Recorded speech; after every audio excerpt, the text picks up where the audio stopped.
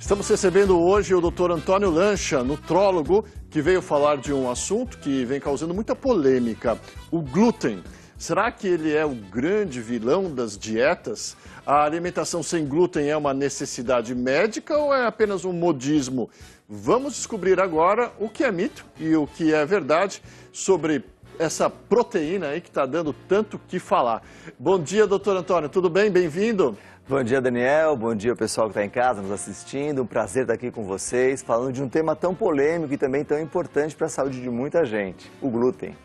Doutor, afinal, nossos antepassados, meus avós e tios, nunca se preocuparam em verificar se o pão nosso de cada dia, aquele pãozinho francês ou aquele bolo, causava algum problema para eles.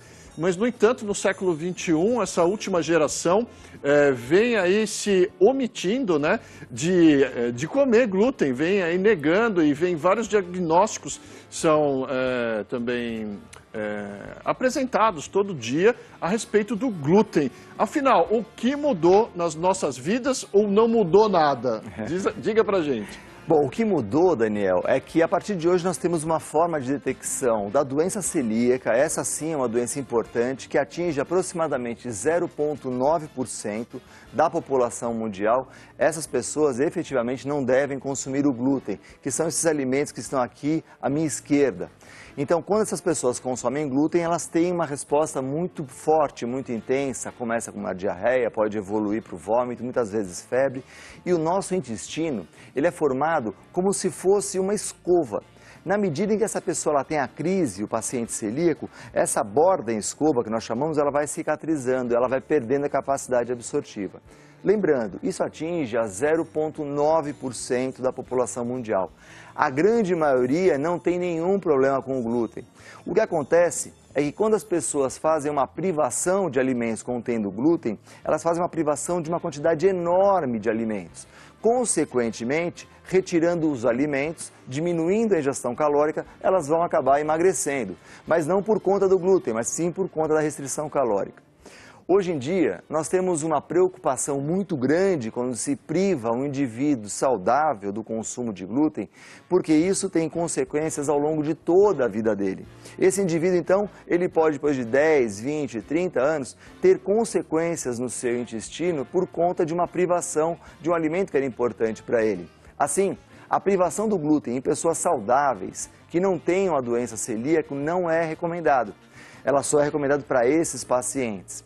Hoje sabemos que a ingestão de proteína e que a ingestão de vários alimentos responde com a população de bactérias que ficam no nosso intestino.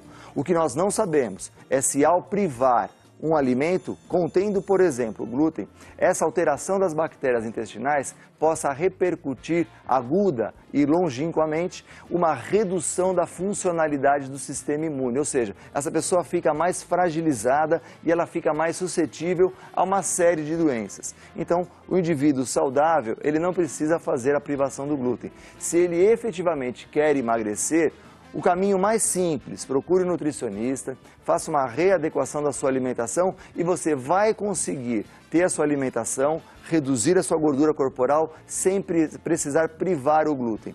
O glúten está presente em muitos alimentos. Aquele pãozinho que a gente gosta de consumir no café da manhã possui glúten. A cerveja, por exemplo, possui glúten. Então, privar o consumo de glúten significa fazer uma restrição muito severa de uma quantidade enorme de alimentos.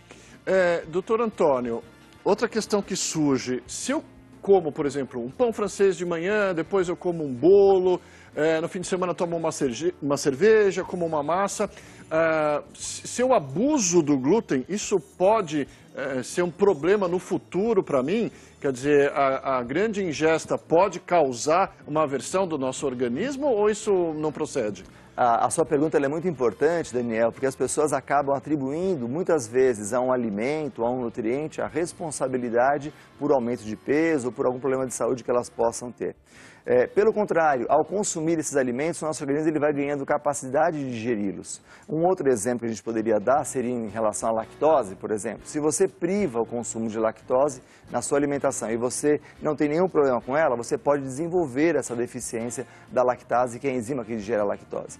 Então, o mais importante para a saúde do nosso organismo é que você tenha uma alimentação a mais variada possível, que você consuma alimentos como arroz, que você consuma alimentos como grão de bico, mas que você consuma alimentos como pão, como a massa, porque com isso você passa a ter uma variabilidade enorme de nutrientes e com isso fornecer ao seu organismo todos os nutrientes que ele precisa para ficar saudável. Então, sempre variar os alimentos é interessante para que você tenha a maior variabilidade de nutrientes na sua alimentação. Então, eu posso concluir que seja uma boa ideia a gente, por exemplo, uma vez por semana consumir um macarrão à base de milho, consumir, por exemplo, usar o amido de milho em vez da farinha de trigo numa determinada receita, simplesmente pela razão de variar os nutrientes, e não que isso vá prevenir alguma doença a respeito do glúten, não é isso? Isso mesmo, Daniel. Além disso, tem um fato bem importante. O nosso organismo ele é capaz de identificar até 10 mil sabores ao longo da nossa vida.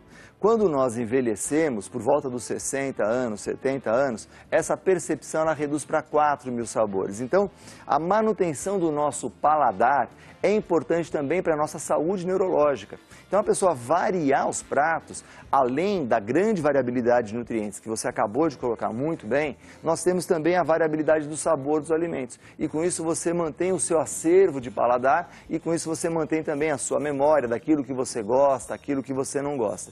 Então, variar o seu cardápio é sempre interessante, principalmente para uma proteção ao longo do processo de envelhecimento, para uma saúde neurológica. Nossa, isso é novidade para mim. Quer dizer que a variação dos sabores é importante para a gente ter uma boa saúde e até aí levar a nossa terceira idade de uma maneira saudável. É isso mesmo? Quer dizer, por isso é importante comer uma beterraba, um espinafre, depois um fígado, aí outro dia uma carne, um frango.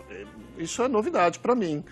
E acho que o trabalho que você faz aqui, Daniel, é extremamente importante, porque você ensina as pessoas a exatamente preparar esses alimentos diferentes e descobrir novos sabores. Isso é fundamental. Quem tem uma vozinha em casa, mais velhinha tal, vai perceber que as pessoas de mais idade, elas acabam migrando somente para 2 sabores. Elas adoram o açúcar e elas adoram o sal. Então tudo precisa de muito sal e muito açúcar. Isso é uma tendência a um sabor binário. Se você mantém, então, um grande acervo de sabores na sua alimentação, você mantém a sua percepção de paladar e você mantém também a sua saúde neurológica. Então, fica a dica aí. Quando o Daniel passar uma receita diferente, experimenta aí na sua casa, porque a manutenção desse sabor, a identificação desse sabor vai ser importante para a sua saúde. Vai ser importante para o cérebro, para manter aquele estímulo no seu cérebro, e você vai estar aí mais alerta, né, com mais saúde. E também, deixa eu aproveitar que o senhor está aqui hoje e perguntar, se a pessoa tira o glúten da sua alimentação, ela tem que substituir por que outro alimento? Qual que fica o buraco dessa falta?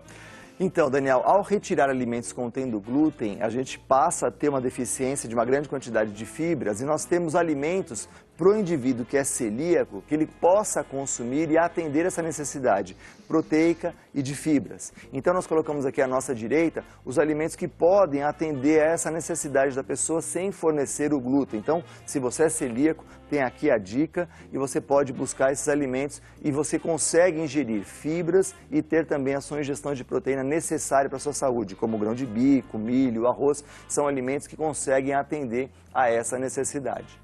Muito bem, muito legal. Agora, tem uma diferença entre celíaco e a pessoa ser intolerante ao trigo? Qual a diferença? O que é a intolerância, por exemplo? É um grau menos grave, não é isso? Então, Daniel, essa questão da intolerância hoje ela é discutida cientificamente e nós não temos base científica para afirmar que exista isso. Então, existe uma controvérsia muito grande entre a comunidade científica, entre os profissionais de saúde, e eu acredito que talvez entre 5 a 10 anos nós tenhamos uma base efetiva para falar se isso acontece ou não. No presente momento, nós não temos base científica para falar nessa intolerância que não seja o indivíduo celíaco. Muito bem. Então, aí as palavras do Dr. Antônio Lancha, nutrólogo, que compareceu hoje aqui ao Dia a Dia. Obrigado pela sua quase que aula, né, a respeito do glúten. E sucesso, boa sorte e até a próxima. Tchau, Obrigado. doutor. Obrigado, Daniel. Obrigado aos nossos telespectadores aí em casa. Muito bem. A gente vai para um rápido intervalo.